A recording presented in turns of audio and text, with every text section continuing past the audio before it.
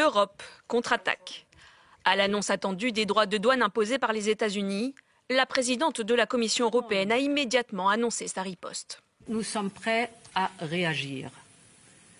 Nous sommes déjà en train de finaliser un premier paquet de contre-mesures en réponse aux droits de douane pour l'acier. Et nous nous préparons maintenant à d'autres contre-mesures pour protéger nos intérêts et nos entreprises si les négociations échouent. 20% de droits de douane supplémentaires pour tous les produits en provenance de l'Union européenne. Une décision incompréhensible pour le ministre danois des Affaires étrangères. Je ne comprends pas que les États-Unis veuillent déclencher une guerre commerciale contre l'Europe. Personne n'est gagnant, tout le monde est perdant.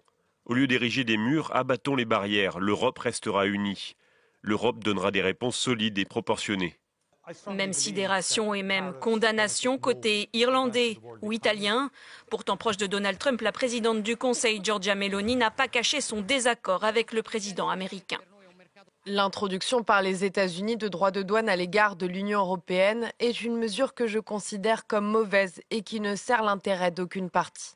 D'autres, à l'image de l'Allemagne, tentent de calmer le jeu. L'industrie chimique germanique appelle l'Union européenne à garder la tête froide, soulignant qu'une escalade ne ferait qu'aggraver la situation, elle dont les États-Unis sont le premier marché d'exportation. Les réactions sont vives aussi hors des lignes de l'Union européenne. Taxée à 31% plus encore que ses voisins français ou autrichiens, la Suisse ne compte pas se laisser faire. Le Conseil fédéral prend acte des décisions des États-Unis sur les droits de douane. Il va définir rapidement la suite. Les intérêts économiques à long terme du pays constituent la priorité. Le Royaume-Uni, de son côté, souhaite conclure un accord avec les États-Unis pour atténuer l'impact des droits de douane et n'entend pas riposter immédiatement.